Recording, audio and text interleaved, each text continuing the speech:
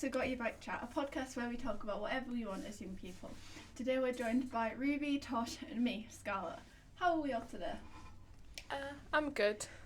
I'm good as well, thank you. So today we're talking about understanding mental health, specifically winter edition, because we've covered mental health before. The theme of a more wintry edition throughout December, so make sure you subscribe and follow us on socials at GYB Hull or search Got Your Back on Instagram, Facebook, YouTube and Spotify. So, has anyone noticed their mental health declining over winter? Or sort of just feeling more down or... Yeah, I think definitely, like over the past few years, I think, you know, it is a thing that affects me, you know, it sort of gets darker earlier and a bit more like sad, you know? Yeah. And I think it is a thing that sort of, I think it ranges, like some people just feel a little bit sad and then obviously some people struggle with it a lot more. But I know a lot of people who do sort of get it on at least a sort of minor level. Because it gets dark so early, it just feels like everything closes so early as well. Like, just kind of feels like there's nothing to do at night time. Yeah. It's a bit I weird. think waking up in the morning can be like hard when there's darkness to wake up to.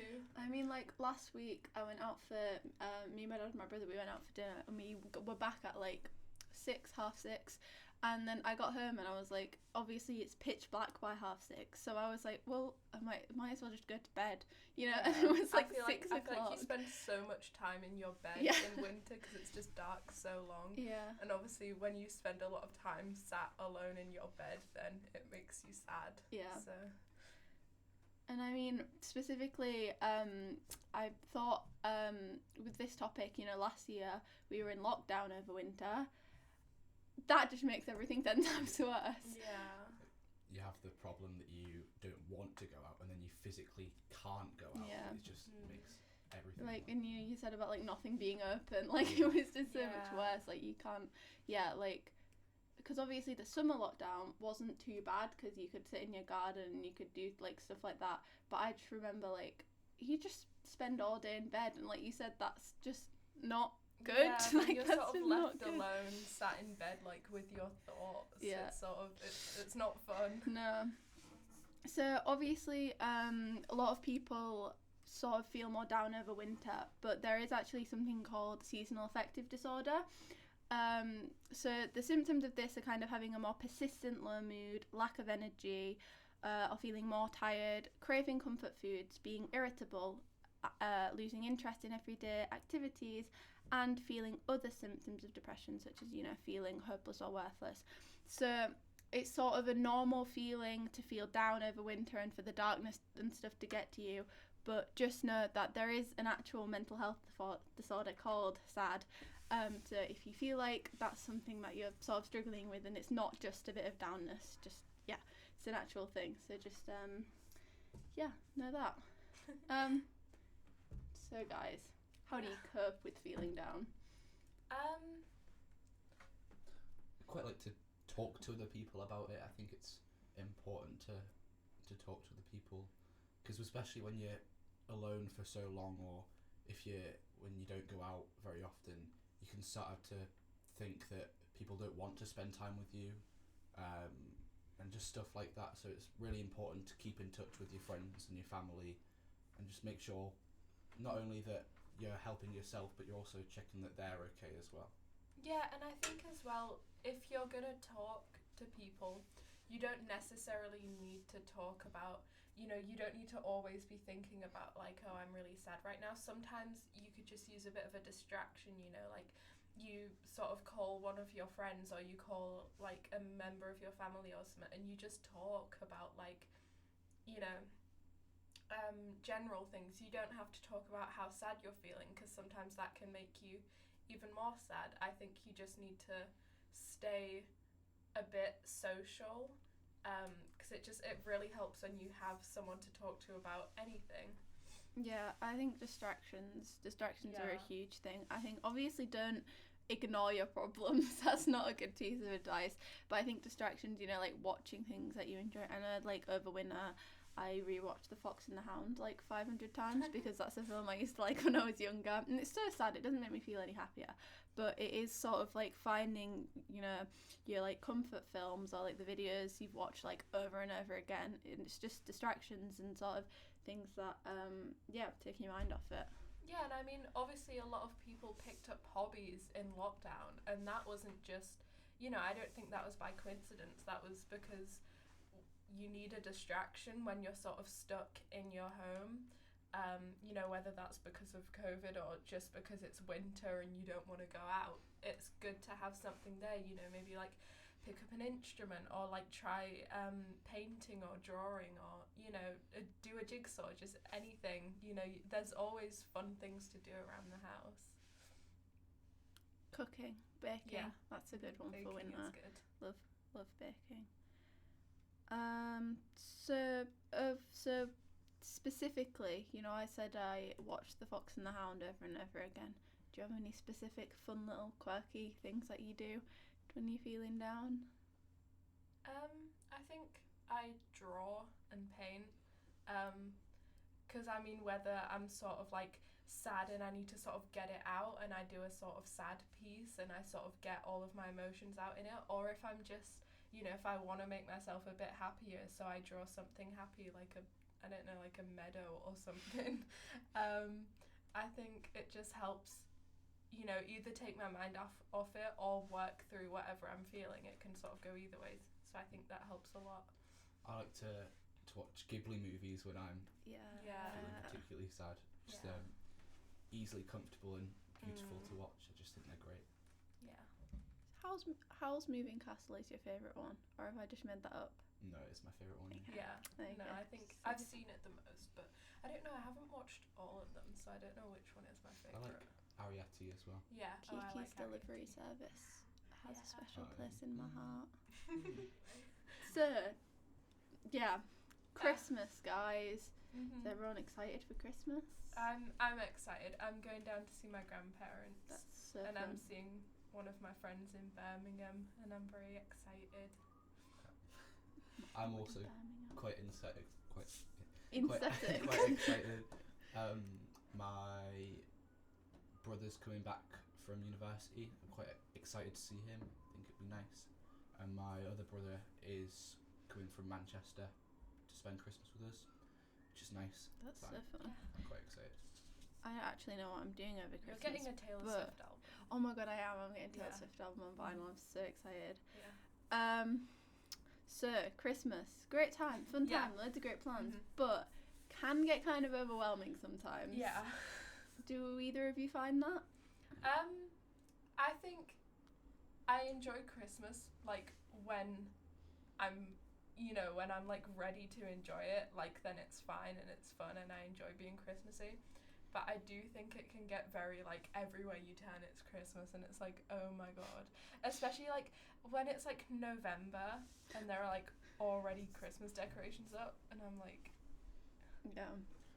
Lord. I do like Christmas, but it sounds horrible, but I just hate buying presents for other people. I mean, not even just Christmas. Oh my god. Unless there's something like specifically that I have picked out for somebody.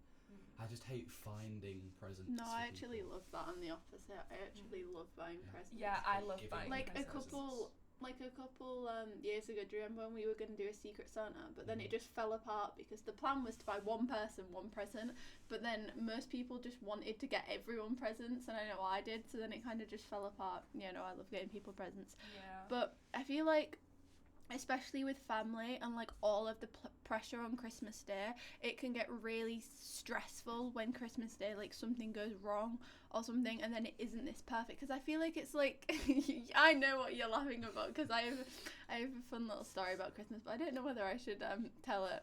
No, I guess I kind of have to now. I guess I can. Right, so one time Christmas a few years ago, my whole family came around, and my family is interesting. They're all quite large characters. My auntie brought a dog, and her dog is a Labrador, and he hasn't ever calmed down from being a puppy.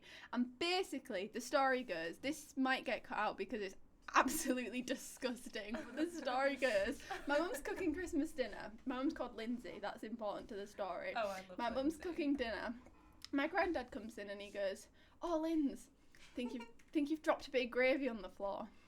And my auntie's dog was there, and I'm just gonna let you put two and two together in your brain and say it wasn't gravy on the floor.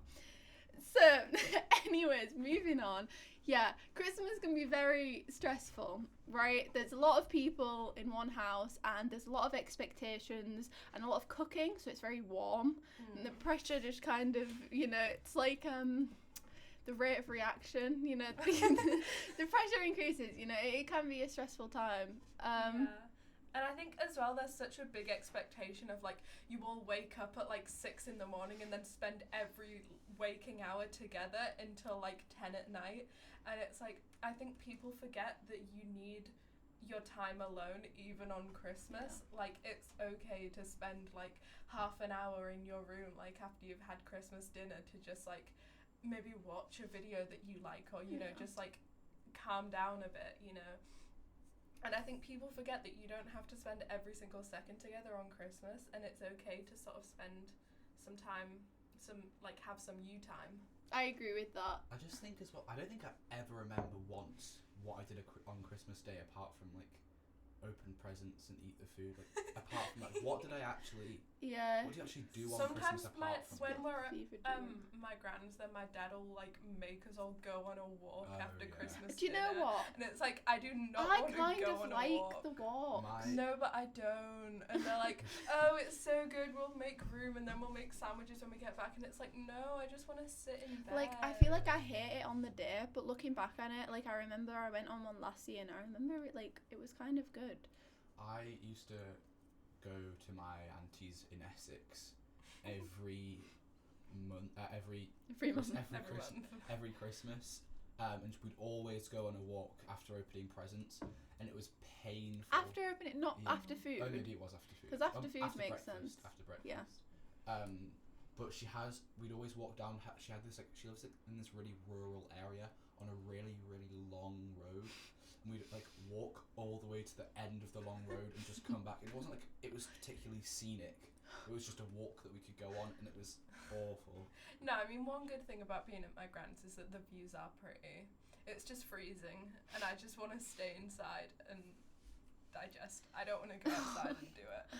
Yeah, I don't know. I think they're kind of fun. I don't really know why. I feel like, I guess because most of the time, like, it's not really going to work like this year. But when like my mum and my dad used to live like a street away from each other, I used to walk round to see my dad.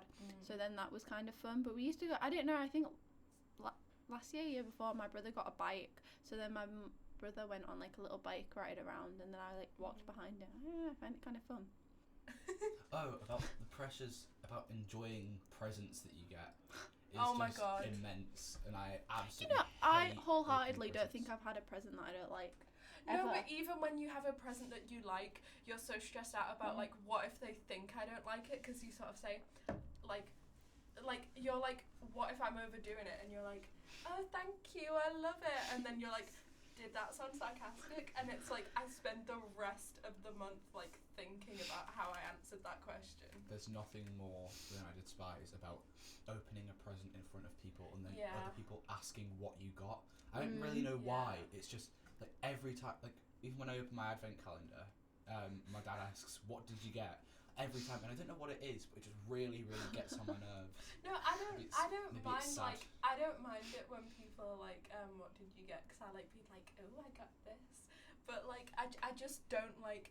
It really stresses me out because I mean, I don't think I ever really get presents that I don't like. I think I like most of what I get, but I'm just always terrified that I've like said it in the wrong way, and then they think that I don't like it. You know, I do hate when people post every single one of their Christmas presents on their Instagram story, and they have like, and they have like, no, because but when they have like, they got like money, and they have it all in like £10. It's like lined off the bed. Oh my god, it annoys they me like so organise much. it all on their bed, and then they like post it, and it's like you just spent half an hour organising. Yeah, like I like seeing what people got. Like I find that quite interesting. Yeah, but the way they do it just to show off that they got like all of these notes all laid out, it really annoys me. And then they'll put like afterwards as well, like I also got 50 quid from my granddad that I couldn't fit in. Yeah. And it's like I don't care.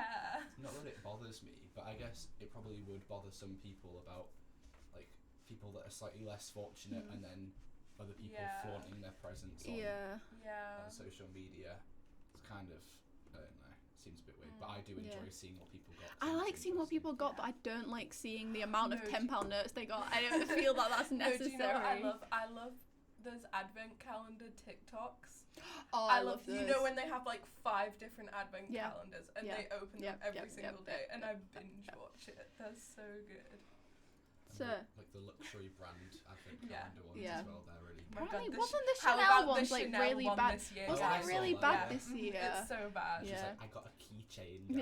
And then I saw one that was like, oh, what was it? It was like a different designer brand, and it was so cute, and they were like. I have a Soap and Glory one. It's really good. I've gotten 3 full-sized body butters and a full-size body scrub. Oh my god. Is that not pretty good? Well, I've got on 9 Reese's peanut butter cups so far. That's so cool. Actually 8, because I gave mine to Tosh today. That's so sweet. I got a little grow your own Jesus that you put in a little glass of water. And that is so cool. That's pretty cool. So guys, I know we're all looking forward to Christmas, right? But right now, something not quite as fun as Christmas. Exams. No, mock don't exams. Talk to me about Love exams. Love them, guys. Everyone's looking forward to Christmas because I can't bear to think about writing ever again. Every time in my brain, I feel like, I don't know if this is a universal thing or if this is just me, but there's like a block, and every time I think like I'm excited for Christmas, like somewhere in my brain it goes like, you've got mocks before you've got Christmas, and it's like, shut up about the mocks. I just want to be excited for Christmas. I have mocks after Christmas. Okay, you have 2 mocks. Whatever. Yeah. Well, 2 papers. Well. You have 2 mocks. Actually, I have 2 mocks, but one of them is 2.5 hours. Yeah, well, I have like so many, and I can't deal with it. And you're slaying. And I am. You are. Oh my god, slaying, like Santa's sleigh, like Christmas. OMG. No, because I keep on saying that, and then I'm like, OMG, slay, like Santa's sleigh. Oh, I had my physics test today.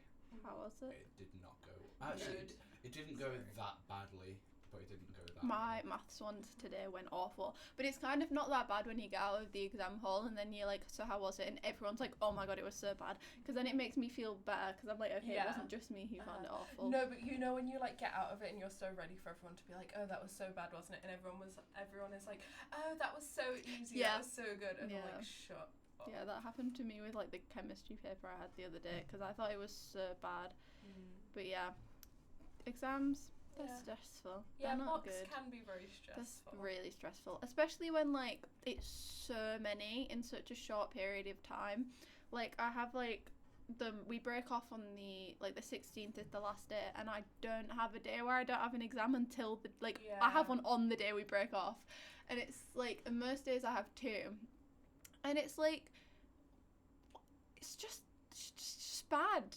Like, I don't know, I just find it really difficult as well to revise when there's so many subjects, because it's like, if I have like I think I have like a physics and another one. I think I have a physics and a statistics on the same day, and it's like kind of hard to revise because you get in and then obviously you don't want to spend your whole night revising, and it's impossible to have the motivation to do that anyways, and it's really difficult to like split your time when you have 2 exams like the next day, and it's just bad, and it's just very stressful. And I think especially for Christmas mocks, you've got a bunch of pressure coming one way to be Christmassy and excited, and then another pressure another way to be revising 5 hours every night, and it's like, you need to find a balance, and that can be really difficult sometimes. I mean, especially if you're already struggling with SAD, then it can be like really hard to balance everything going on. It's so tiring as well when it's dark. Like, it's dark by the time you get in from school, and then it's like to sit and do more work when you're already so tired and it's so cold and you feel so drained. It's just not a fun time. And then it's like, obviously the advice to give would be just take some time for yourself to relax, but it's so hard to do that when you've got loads of pressure coming from school to be like, hey, did you revise for this test? If you didn't revise for it, you're going to do badly, and if you do badly, not my fault, it's your fault, should have revised. And then it's like, you need to fit in time to have time for yourself and relax, but the pressure, like, I know, like, I'm pretty okay at stepping back and being like, hey, do you know what, if I do not so great, that's fine, I can just, the next one, it's fine. I'd rather get a normal amount of sleep, but I know for a lot of people it kind of overtakes their life, and it's like really difficult. And it's, yeah, the only advice to give would be to take time for yourself, but I know how easier said that is than done, especially with the amount of pressure that there is for it. And I think especially, like, schools don't make it any easier when they're sort of like, they do loads of fun events around Christmas, but then it's like, oh, but if I see you at that event, then I'll frown upon you because you're not at home revising. And it's like, well, do you want me to go to the event or do you want me to revise? Like, it's a lot. Yeah. So, guys, the final thing, just overall, just sum it all up. How do we keep a positive mindset? Like, what would be your main advice you'd give to people to try and help them keep a positive mindset? As much as you can, try and get the most amount of sleep possible, and try and balance your school life and work life, home balance and stuff. Yeah, I think balance can be really hard though, but I think if you can sort of get it, or even get, like, you know, it's okay to prioritize things. You don't need to be doing your best in like every single thing, and you don't need, like, you know, to be going to every single party on top of revising every single subject, on top of like catching up with every single family member, on top of, like, you know, all of the stuff you've got going on. It's okay to sort of prioritize, and you should prioritize yourself and your own mental health. And I think, you know, balance is just very good, and it's hard to attain if you're going to try and get like the best out of everything. And I think sometimes you do just have to settle if it's for the sake of your mental health, and that's okay to settle, and it's okay to get a B instead of an A, or a C instead of a B, or, you know, whatever. So true, Ruby. Thank you, Scarlet. So yeah, if you want any more information, or you need someone to talk to about seasonal affective disorder, you can contact HeyMind at info@heymind.org.uk.